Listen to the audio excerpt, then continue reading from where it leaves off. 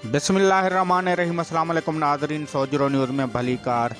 शहीद मोहतरमा बेनज़ीर भुट्टो जी 14 वर्सी गढ़ी खुदा बख्श में मल्हाई पई वञे, जिते सिंध जे कुंड कच्छ मां निकतल काफ़िला गढ़ी खुदा बख्श रवाना। ईअं कादिरपुर मां निकतल काफ़िलो वडेरो बशीर अहमद लखण, वडेरो दीन मोहम्मद मीराणी जो काफ़िलो मीर एहसान खान सुंदराणी जी रेस्ट हाउस पहुची वियो। कुछ घड़ियन खां पोइ वधीक काफ़िले सां गॾु गढ़ी खुदा बख्श रवाना थींदा। ॾिसूं था कादिरपुर मां मोहम्मद मुराद मीराणी जी ही रिपोर्ट। जी मोहम्मद मुराद। जी नाज़रीन, असां मौजूद आहियूं ॻोठ फतेहपुर में, जिथे मीर एहसान खान सुंदराणी ऐं पीपी सदर मीर हमज़ा खान सुंदराणी जेको इन टाइम के पंहिंजे बंगले ते मौजूदु आहे ऐं ॿिया बि काफ़िला काफ़ी ॻोठनि खां रवाना थी करे हिते पहुचंदा। उन खां बाद में हिन जो जेको टाइम आहे उहो तय न थियल आहे त कहिड़े टाइम खां हितां रवाना थींदा ऐं असां उहो मालूम बि कंदासीं त ॾिसूं उन्हनि जो छा चवणु आहे।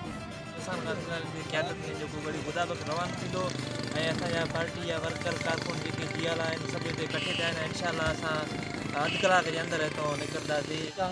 असांजो तक़रीबन माना 11 बजे 12 बजे प्रोग्राम आहे निकिरण जो। हितां खुदा बख्श गढ़ी वेंदासीं। ॾिसां खान बंगले ते प्रोग्राम वधी वॾो दीन अहमद, वॾो बशीर अहमद, वॾो नसीर अहमद जो काफ़िलो पुॼी वियो आहे। तक़रीबन 1 बजे ते असांजी रवानगी आहे।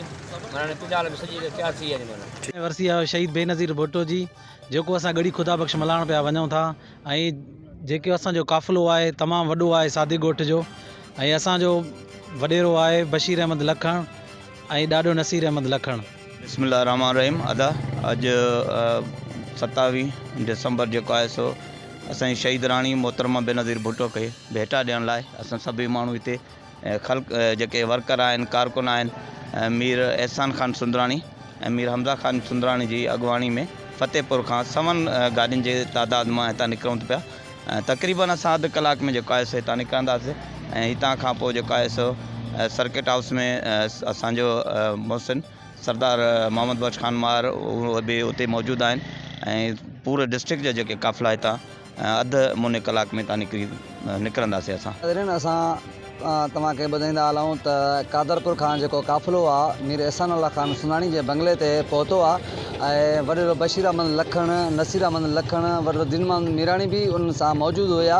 ऐं हिन टाइम खे तक़रीबन 10-15 मिंटनि खां पोइ हे काफ़िलो जेको आहे रवानो थिए थो घोटकी तरफ़। जेको घोटकी में नंढो हिकिड़ो स्टॉप आहे हिते स्टॉप थींदो। उन खां बाद वॾी काफ़िले जी सूरत में गढ़ी खुदा बख्श रवानो थींदो।